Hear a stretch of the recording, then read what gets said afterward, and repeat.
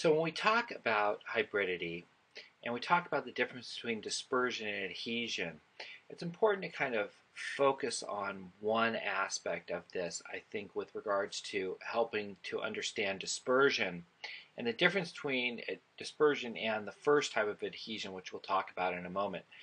When we think about dispersion and we think about cultural difference, we often have this attraction of opposites which will follow what we call cultural tourism. And cultural tourism is this idea that people want to go see unique and different things. People want to experience different cultures because they are so different from their own.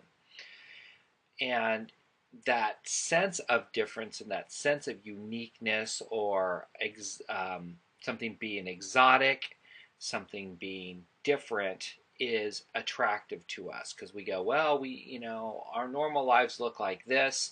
I want to go to some place that's different because of its difference. We call that cultural tourism in the sense that you're not really ever really engaging in the culture, you just are attracted of that difference. Now, when we're talking about large urban centers, we can appreciate something along those lines. For instance, last night I went out and I ate Thai food, and the night before I went out and I ate Mexican food. And it's nice to have these different types of foods and these different types of experiences of eating, that are different from my specific cultural background. Now, adhesion, as I say, are dissimilar ideas that cling together, and there's something that clings them together. The first type of adhesion we'll talk about is what we call interlocking or filling voids. And we think about this as the notion of you complete me, that there is some hole, there's some void, there's something that's missing, and the other point of difference will fill that in. Now we talk about adhesion from the sense of chemical compounds. We can think of adhesion often is what we would think of as glue. You put some glue on something and it fills certain holes, and you put something else to it, and it binds those two things together. And so that's kind of that sense of how we get there with regards to hybridity and adhesion, is this notion of there's something missing here and this other thing fills it somehow. There's also a compound, which is if two different ideas can cling together, they will.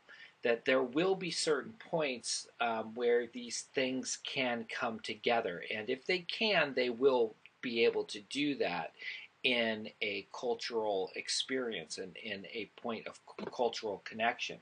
This is a little bit different than ideas that are similar in finding those points of connection, but just this notion that if this thing and this thing can kind of work together and they're put next to each other and they're put in interaction with each other, they will work together.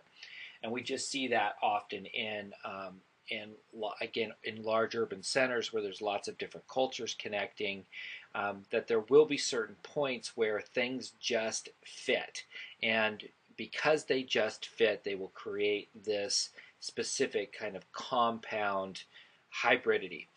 So when we're talking about all of these different types of hybridity, we can think about them from the sense of how something is actually fitting together, how something is actually creating this hybrid notion, and that the way these things create different hybridity becomes important when we talk about the idea of power and hybridity. And we'll talk a little bit about that in the next presentation.